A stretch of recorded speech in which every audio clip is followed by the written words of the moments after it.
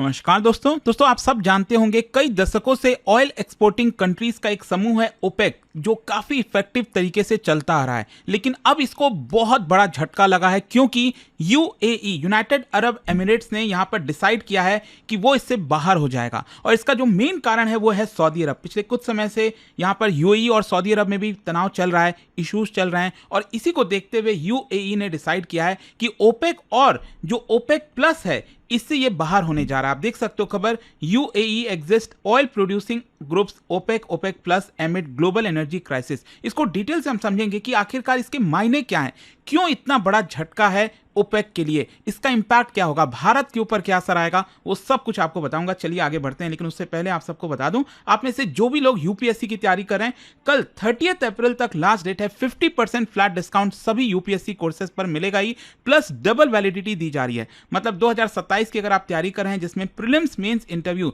सब कुछ की तैयारी कराई जाएगी। 18 बुक्स का पूरा सेट आपके घर पर भेजा जाएगा, पर्सनल मेंटरशिप और प्रीलिम्स क्रैक करने पर पूरा फी रिफंड।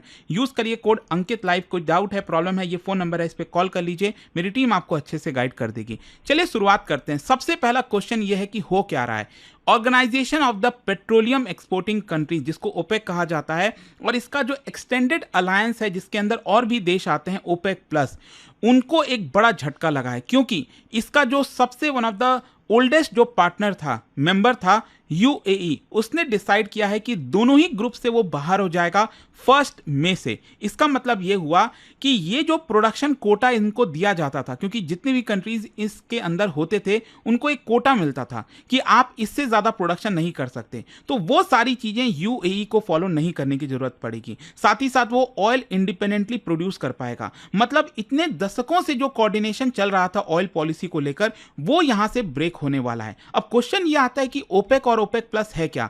ओपेक की अगर हम बात करें तो 1960 में बगदाद में इसको फाउंड किया गया था, लेकिन ध्यान रखिएगा इसका जो हेडक्वार्टर है वो इनिशियली जेनेवा में था, उसके कुछ साल बाद जो है इसको वियना शिफ्ट कर दिया गया। तो आज के डेट में इसका हेडक्वार्टर वियना में है। और इसके अंदर जो की मेंबर्स हैं, सऊदी अरब, ईरान, इराक, कुवैत, यूएई पहले था, अब ये बाहर होने जा रहा है। इनफैक्ट मैं आपको मैप के थ्रू दिखाता हूं, ये जितने भी डार्क ब्लू कलर में आप देख रहे हो ना, जैसे सऊदी अरब, ईरान हो गया, ठीक है, यहाँ पर वेनेजुएला हो गया, और अफ्रीका में कई कंट्रीज हैं, तो ये सभी ओपेक कंट्रीज के पार्ट हैं। और जो ओपेक प्लस है ना, ये अगर आप देखोगे तो ओपेक प्लस 2016 में क्रिएट किया गया था, और इसमें सबसे बड़ा जो कंट्रीब्यूटर है वो है रशिया और भी कई, जैसे मेक्सिको हो गया, इसके अलावा ओमान हो गया, ये ओपेक प्लस के अंदर में आते हैं। और इसका बेसिक जो पर्पस है, मतलब ओवरऑल इनका जो मेन पर्पस है वो यही है कि कंट्रोल किया जाए ऑयल की सप्लाई को।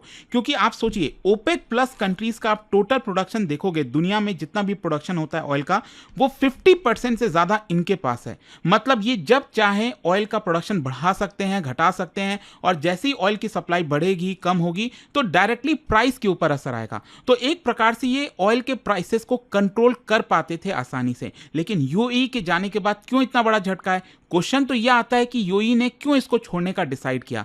सबसे पहला है प्रोडक्शन कोटा डिस्प्यूट। मतलब जैसा मैंने आपको बताया कि ये जो ओपेक है, ओपेक प्लस छोड़ दो, यहां पर हम स्पेसिफिकली ओपेक की बात कर रहे हैं। तो ओपेक कंट्रीज हैं जितने भी, टोटल 13 कंट्रीज थे, अब तो 12 हो जाएंगे यूएई के जाने के बाद। तो यहां पर क्या है ना, इनको कोटा दिया जाता था कि आपको हर दिन इतना मिलियन बैरल्स ही प्रोड्यूस करना है, उससे ज्यादा आप प्रोडक्शन नहीं कर सकते। तो यूएई की प्रॉब्लम यह थी कि इतने वर्षों से उसने बहुत सारे नए ऑयल फील्ड्स में, इंफ्रास्ट्रक्चर में इन्वेस्ट किया हुआ था, लेकिन ओपेक के लिमिटेशंस की वजह से वो अपनी कैपेसिटी को यूटिलाइज नहीं कर पा रहा था। तो यहां पर ऑयल रेवेन्यू जो है यूएई का तभी बढ़ेगा जब यहां पर प्रोडक्शन और जो चीजें इंक्रीज होंगी, और यूएई चाहता है कि वो मैक्सिमाइज कर सके वॉल्यूम को, जो कि अभी तक वो नहीं कर पा रहा था। दूसरा जो एक बड़ा प्रॉब्लम है वो है सऊदी अरब के साथ कॉन्फ्लिक्ट। आप देख ही रहे हो, इनफैक्ट आपको याद होगा कुछ महीने पहले खबर भी आई थी कि यमन के अंदर जो सेपरेटिस्ट ग्रुप्स हैं उनको यहां पर हथियार वगैरह प्रोवाइड कर रहा था यूएई, और इसकी वजह से जो सऊदी अरब है उसको प्रॉब्लम हो रही थी। And that is why, in fact मैं आपको बता दूं, ओपेक में डोमिनेशन सऊदी अरब का ही है। सऊदी अरब जो चाहता है, जैसे चाहता है, ओपेक को उसी तरह से करना पड़ता था। तो एक प्रकार से यूएई की और सऊदी अरब की जो राइवलरी है वो ऑयल मार्केट में, रीजनल इन्फ्लुएंस में, इन्वेस्टमेंट हब्स में, हर जगह आपको देखने को मिल रही थी। और इशू यही था कि सऊदी अरब यहां पर चाहता था कि प्राइसेस हायर जाएं, ताकि, और वो कैसे जाएगा, जब आप ऑयल की सप्लाई को टाइट करोगे, जब ऑयल की सप्लाई कम रहेगी तभी तो ऑयल के प्राइसेस ऊपर जाएंगे। लेकिन यूएई का कहना था कि नहीं, हमें यहां पर अपने मार्केट शेयर को बढ़ाना चाहिए, आउटपुट को बढ़ाना चाहिए, जो सऊदी अरब नहीं चाहता था। मतलब यहां पर प्राइस और वॉल्यूम को लेकर काफी बड़ा कॉन्फ्लिक्ट चल रहा था, and that is the biggest reason जिसकी वजह से यूएई ने छोड़ने का निर्णय लिया। तीसरा है जियोपॉलिटिकल टेंशन, ईरान का फैक्टर। आप सब जान रहे हो यहां पर स्टेट ऑफ हॉर्मुज ब्लॉक्ड है, 20% ग्लोबल ऑयल वहां से पास होता है। प्रॉब्लम ये हो रहा था कि कॉन्फ्लिक्ट की वजह से सप्लाई डिसरप्शन आ रखा था, और अगर मान लो यूएई को अचानक से अपना प्रोडक्शन बढ़ाना है, अचानक से कम करना है, कुछ भी करना हो, तो उसको पहले ओपेक के साथ कोऑर्डिनेशन करना पड़ता था। अब ओपेक में इतने सारे देश हैं, एक साथ कोऑर्डिनेशन करना, सबका सहमति करना, तब जाकर वो कोई डिसीजन ले पाता। तो यूएई चाहता था कि यहां पर वो फ्लेक्सिबिलिटी रहे, वो जैसे चाहे चीजों को ऊपर नीचे कर सके, फ्रीडम चाहता था यूएई। तो ये भी एक बड़ा फैक्टर है यहां पर। और नेक्स्ट है आपका लॉन्ग टर्म इकोनॉमिक स्ट्रैटेजी। क्या है कि यूएई अपने इकोनॉमी को ट्रांसफॉर्म करना चाहता है, वो ऑयल के बियॉन्ड जाना चाहता है, और वो रिन्यूएबल में, लॉजिस्टिक्स में, फाइनेंस में इन्वेस्ट करना चाहता है। लेकिन शॉर्ट टर्म में उसको पैसा चाहिए, ऑयल रेवेन्यू चाहिए, और वो रेवेन्यू तभी आएगा वो ज्यादा ऑयल बेचेगा। तो ओपेक में रहते हुए ऑयल बेच नहीं पा रहा था ज्यादा, and that is again because कि यहां पर उसने इसको छोड़ने का निर्णय लिया। अच्छा, यहां पर एक ट्रेंड भी देखने को मिलेगा ओपेक फ्रेगमेंटेशन का। ये ऐसा नहीं है कि यूएई पहला देश है जो इसको छोड़ रहा है। इसके पहले आप देखिए 2018 में कतर ने छोड़ दिया था ओपेक को, अंगोला ने छोड़ा था 2023 में। मतलब जो छोटे छोटे कंट्रीज हैं उनको फील हो रहा है कि उनको डोमिनेट किया जा रहा है। सऊदी अरब जो मनचाहे तरीके से जो करना चाहता है वो कर लेता है, उसको फायदा होता है, और उनके इंटरेस्ट को साइडलाइन किया जा रहा है। So these are all the reason जिसकी वजह से यूएई ने डिसाइड किया। अच्छा, यहां पर मैं आपको बता दूं, कई लोग सोच रहे होंगे कि यूएई का कंट्रीब्यूशन कितना है ओपेक में। देखो, यहां पर अगर आप दुनिया का सबसे बड़ा प्रोड्यूसर देखोगे आज के डेट में क्रूड ऑयल का, तो ऑब्वियस सी बात है वो है यूएसए, जो शेल ऑयल जो है वो प्रोड्यूस करता है। और अगर हम ओपेक की बात करें, स्पेसिफिकली ओपेक कंट्रीज की, तो यहां पर 3.2 से 3.5 million barrels per day produce करता था यूएई। और टोटल ओपेक का प्रोडक्शन अगर आप देखोगे तो ये 28 से 30 मिलियन बैरल्स पर डे था, जिसमें सबसे ज्यादा शेयर सऊदी अरब का ही था। तो यूएई का शेयर जो है लगभग 10 से 12% आपको देखने को मिलेगा ओपेक आउटपुट में, जिसकी वजह से यूएई जो है थर्ड या फोर्थ लार्जेस्ट प्रोड्यूसर बन जाता है सऊदी अरब और इराक के बाद से। अच्छा, यहां पर अगर हम स्पेयर कैपेसिटी की बात करें, स्पेयर कैपेसिटी का मतलब होता है कि मान लो अगर अचानक से ज्यादा आउटपुट करना पड़ा, ऑयल प्रोड्यूस अचानक से ये बोला गया कि हमें और ज्यादा सप्लाई करना ऑयल का, तो उसके लिए आपके पास कैपेसिटी होनी चाहिए ना, इंफ्रास्ट्रक्चर तैयार होना चाहिए। तो यहां पर मैं आपको बता दूं, यूएई की जो स्पेयर कैपेसिटी थी, it was 1.5 million barrels per day, जो कि ह्यूज है। मतलब आप सोचो यूएई कितना प्रोड्यूस करता है हर साल, मतलब हर दिन 3.5 मिलियन बैरल्स पर डे, और वो जब चाहता 1.5 million barrels per day produce कर सकता था। लेकिन वो स्पेयर कैपेसिटी, आप ऐसे नहीं कर सकते, जब सहमति बनेगी तभी कर सकते थे। तो इसी की वजह से यहां पर आई होप आप समझ पा रहे होगे कि स्पेयर कैपेसिटी के मामले में भी यूएई काफी अच्छा था। सऊदी अरब के बाद सबसे हाईएस्ट इसी के पास था। और ओपेक का रिजर्व अगर आप देखें, रिजर्व मतलब अगर इमरजेंसी में सिचुएशन में जरूरत पड़े कि ऑयल की हमें सप्लाई बढ़ानी है एकदम तुरंत, तो उस केस में जो रिजर्व होता है, जैसे भारत ने भी अपना अच्छा खासा रिजर्व अब धीरे धीरे बना रहा है, बनाया भी है, तो यहां पर 6 to 7% ओपेक का टोटल जो रिजर्व है वो यूएई के पास था। और यहां पर सऊदी अरब, ईरान, इराक बस इनसे कम है, लेकिन अच्छा खासा आपको देखने को मिलेगा लॉन्ग टर्म कैपेसिटी में। तो इसके अलावा एक और चीज मैं आपको बता दूं कि फाइनेंशियल कंट्रीब्यूशन भी करता था यूएई प्रोडक्शन एक्सपेंशन में, लो कॉस्ट एक्सट्रैक्शन में। तो one of the most efficient producer माना जाता था यूएई ओपेक के अंदर। और इसका जो ऑयल है वो सस्ते दाम पर निकलता था, लो कार्बन।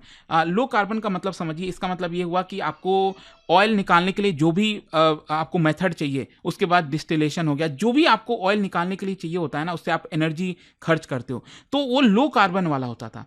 मतलब आप बहुत ज़्यादा ग्रीन हाउस गैस में प्रोडक्शन कंट्रीब्यूट नहीं करते थे, थोड़ा सा क्लीनर वे में आप ऑयल को एक्सट्रैक्ट करते थे, तो इसकी वजह से इसको लो कार्बन कहा जाता है। अच्छा, अब क्वेश्चन ये आता है कि ये जो कदम लिया है यूएई ने, ये इतना बड़ा झटका क्यों है ओपेक के लिए? सबसे पहला है loss of high quality producer. UAE मैंने बताया ये लो कॉस्ट में, low carbon intensity, high reliability थी। तो यूएई जैसा पार्टनर मेंबर लूज करना ओपेक की क्रेडिबिलिटी पर सवाल उठता है। स्पेयर प्रोडक्शन बफर यहां पर कम हो जाएगा। फिर इसके अलावा जो कार्टेल का डिसिप्लिन था वो भी तो ब्रेक डाउन होगा, क्योंकि कार्टेल कैसे डिपेंड करता है, वो ट्रस्ट के ऊपर, कंप्लायंस के ऊपर डिपेंड करता है। यूएई यहां पर अगर एग्जिट कर रहा है तो जो मेंबर्स हैं वो अपने नेशनल इंटरेस्ट को प्रायोरिटाइज कर रहे हैं ओवर द कलेक्टिव इंटरेस्ट। तो खतरा यहां पर यही है कि और ज्यादा जो कंट्रीज हैं, मेंबर्स हैं, वो ओपेक से बाहर हो सकते हैं, वो ओवर प्रोड्यूस कर सकते हैं। तो ओपेक के एग्जिस्टेंस को लेकर अब धीरे धीरे सवाल उठेगा, और ओपेक प्लस जो है उसके लिए भी यही खतरा है, वो भी यहां पर उसका जो स्ट्रक्चर है वो वीक होने का खतरा हो जाता है। और साइकोलॉजिकल इंपैक्ट भी होगा मार्केट पर, क्योंकि यूएई कोई छोटा मोटा देश नहीं है। साइज में भले ही आप कह सकते हो सऊदी अरब के मुकाबले छोटा है, लेकिन इसका जो कंट्रीब्यूशन है it was one of the highest. अच्छा, ग्लोबल ऑयल मार्केट के ऊपर अगर हम बात करें, मतलब ऑयल के प्राइसेस वगैरह को लेकर, तो अगेन उसमें भी काफी बड़ा डिस्टरबेंस आएगा। क्या होता है ना कि ओपेक सप्लाई को टाइटली कंट्रोल कर पाता था, तो मेंबर्स जो थे अगर वो एग्जिट कर रहे हैं, मतलब अब कोऑर्डिनेशन कम हो पाएगी और ऑयल मार्केट जो है ज्यादा कॉम्पिटिटिव होगा। मतलब ओपेक अब कंट्रोल से धीरे धीरे बाहर हो जाएगा, तो इसकी वजह से कंपटीशन बढ़ जाएगा मार्केट के अंदर, तो इसका डायरेक्ट इंपैक्ट ऑयल के प्राइसेस पर आएगा। फिर इसके अलावा ऑलरेडी शॉर्ट टर्म में आप देखोगे तो वॉर है, अनसर्टेनिटी है, प्राइस ऑलरेडी ऊपर चल रहे हैं, $110 पर बैरल के आसपास चल रहा है। मीडियम टर्म में यूएई क्या करेगा, अपना सप्लाई इंक्रीज करेगा, तो यहां पर प्राइसेस नीचे की तरफ जा सकते हैं। लॉन्ग टर्म में क्या होगा कि ऑयल के प्राइसेस वॉलेटाइल हो जाएंगे। अभी तक क्या होता था ना कि मान लो अचानक से अगर मान लो ओपेक नहीं होता तो ऑयल के प्राइसेस आज जो है $100 हैं, हो सकता है कल $60 आ जाए, हो सकता है फिर अचानक से यहाँ पर $110 पहुंच जाए।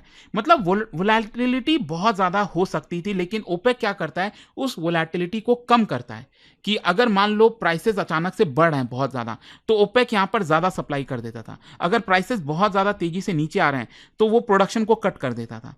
लेकिन ये डिसिप्लिन अब कहां हो पाएगा, एंड दैट इज वाई यहां पर ऑयल के प्राइसेस में फ्यूचर में वोलेटिलिटी काफी बढ़ सकती है। इसके अलावा मार्केट बेस्ड प्राइसिंग आपको ज्यादा देखने को मिलेगी, मतलब रादर देन कार्टेल अब मार्केट के हिसाब से प्राइसिंग आपको देखने को मिल सकती है। और साथ ही साथ जो नॉन ओपेक प्रोड्यूसर्स हैं, चाहे वो यूएस हो गया, ब्राजील हो गया, उनको यहां पर बेनिफिट हो सकता है, क्योंकि इनकी जो वर्चस्व है वो धीरे धीरे खत्म हो रही है। अब यू नेवर नो, हो सकता है कि इसके पीछे यूएस भी हो, यूएस ने पीछे से बोला होगा यूएई को कि आप इससे एग्जिट हो जाओ, मतलब कुछ भी हो सकता है, पीछे का गेम कौन जानता है, लेकिन ये सारे पॉसिबिलिटीज हैं।